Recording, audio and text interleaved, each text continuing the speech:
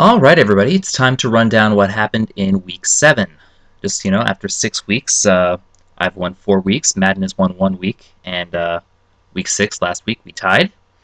So, and our total scores are me 51, Madden 47. So that is where we stand after 6 weeks. Now let's run down Week 7. Starting as always with the ones that we agreed on, which this week were 11 out of 14. So the difference between me and Madden winning was only 3 games this week. So,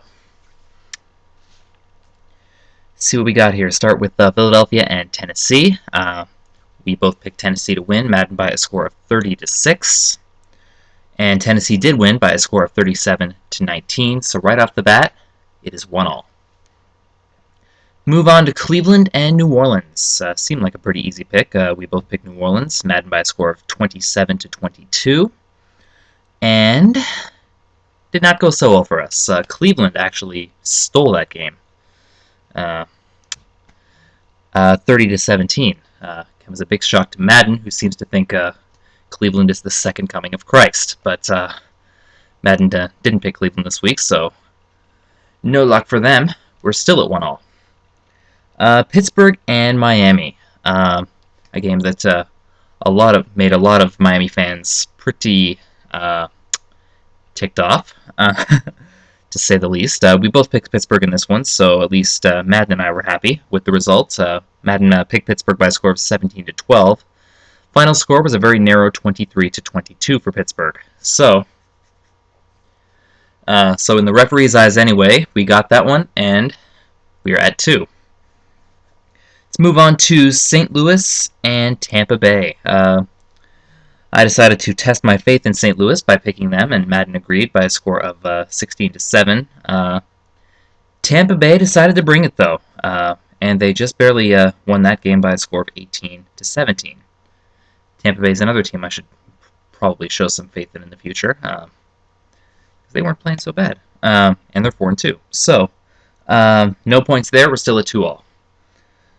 San Francisco and Carolina. We both picked San Francisco to beat the Carolina Panthers, Madden by a score of 34-27. But Carolina ended up winning their first game against the 49ers, and that was by a score of 23-20. So there was just one team left in the NFL that hasn't won a game, and that is my own Buffalo Bills. Kind of depressing. More on them in a bit. Washington and Chicago.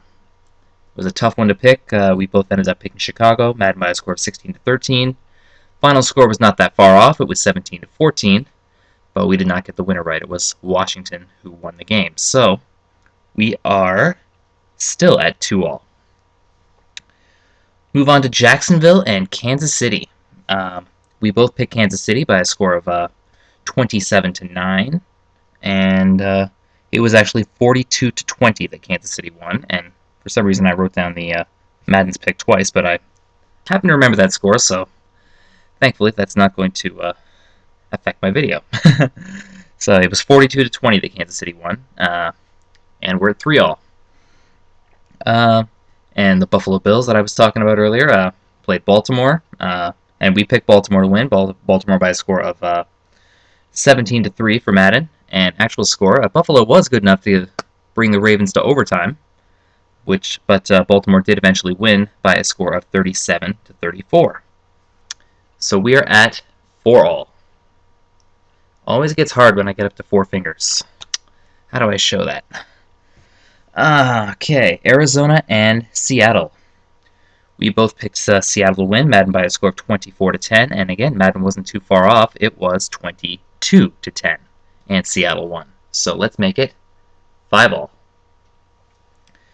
Yep, and move on to New England and San Diego.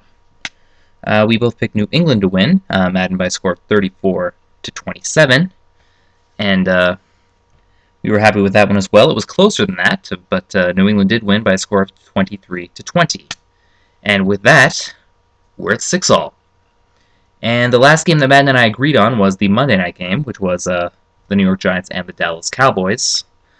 We both decided to give Dallas one more chance, and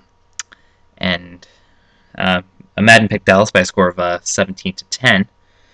and we were not rewarded by our faith in Dallas, and now that Tony Romo has gone down with an injury, we're probably going to be picking Dallas a lot less in the near future. So the Giants won the game by a score of 41-35. It was actually closer than we thought it was going to be. It looked like a blowout, but Dallas managed to get a little bit closer towards the end, but not close enough to win. So no points there, and at the end of the 11 games that we agreed on, we are tied at 6. So there were only 3 games that we did not agree on Week 7, starting with the Cincinnati Bengals and the Atlanta Falcons. I picked Cincinnati, Madden picked Atlanta. Madden's score was 26-7, and it was a much more high-scoring game than that. It was 39-32, and the winner of that game was Atlanta. So Madden moves up 7-6 on me. Move on to Oakland and Denver. I picked the Denver Broncos to win. Madden picked Oakland by a score of 15-7. And of course Denver was the right pick, right? I mean, Oakland's not going to beat Denver, and Oakland's definitely not going to score 59 points against Denver, right? 59-14. Hard to believe that the highest score in a game in the NFL so far this year is the Oakland Raiders. But it is. And yeah, worse yet, it puts me down 8-6 to Madden. And the last game we did not agree on was the Minnesota Vikings and the Green Bay Packers. I wanted to give the Vikings another chance. Madden thought the Packers would win by a score of 26-21. And the Packers won by a score of 28-24. So we're done. The end of our 14-game slate, and Madden pretty much handed it to me this week. Final score for this week was 9-6, and Madden has won the week for the second time. So, and I have not won the week for the second straight time, because we had a tie last week, and now Madden has won. So, week 5 is the last time I won a week, so I'm kind of jonesing right now.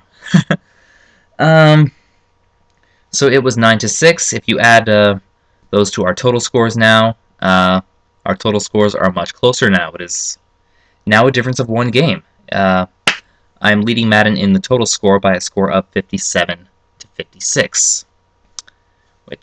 And this season's not really going our way. To give you an idea, after Week 7 last year, I happened to look it up. After Week 7, the score was me 71, Madden 62. So we were doing a lot better than 57-56 then, obviously. Okay, let's take a look at some of the Week 8 matchups that are coming up. 6 teams are taking the week off this week. Atlanta, Baltimore, Chicago, Cleveland, the New York Giants, and Philadelphia. So with 6 teams taking the week off, it means we have a slate of only 13 for Week 8. Which is not too surprising. Sunday is Halloween, and it's also Game 4 of the World Series, and Monday is Game 5 of the World Series. So nice to take some of the load off, I guess, but still a 13-game slate to work with. And let's look at some of the matchups. Green Bay plays the New York Jets. Pretty good one. Battle of the bottom teams would be Denver and San Francisco, which has been quite a big Super Bowl rivalry in the past, but only 3 wins between them so far. A game that has become much more interesting with the injury to Romo is Jacksonville-Dallas.